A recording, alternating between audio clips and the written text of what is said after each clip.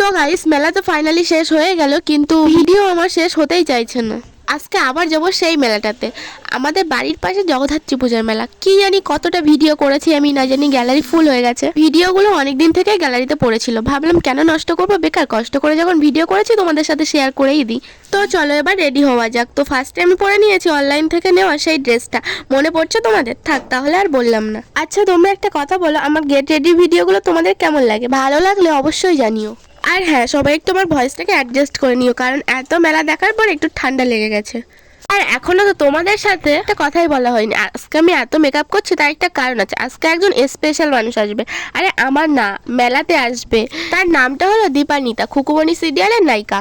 তো যারা যারা মেলাতে দেখতে পাওনি তাড়াতাড়ি আমার ভিডিওতে দেখে নাও।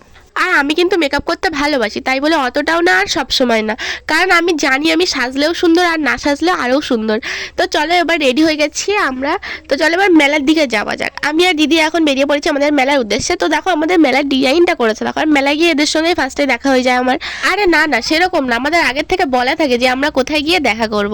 তো প্রতিটা দিনের মতো আজকেও আমরা সেরকম ভাবে গেছিলাম, আর আজকেও আমাদের খুব তাড়াতাড়ি দেখা হয়ে গেছে। এই যে এই দাদাটাকে দেখো, বলছে কি না তোমার ভিডিওতে আমাকে একটু নেবে, তো তার জন্য দাদাকে একটু দেখে দিলাম। কে কে চেনো অবশ্যই কমেন্ট করো। আর মেলায় গিয়ে তো আমাদের আনন্দের কোনো লিমিটই নেই। আর এনার দেখো কষ্ট হচ্ছে বলে আমার কোলেই উঠে পড়েছে।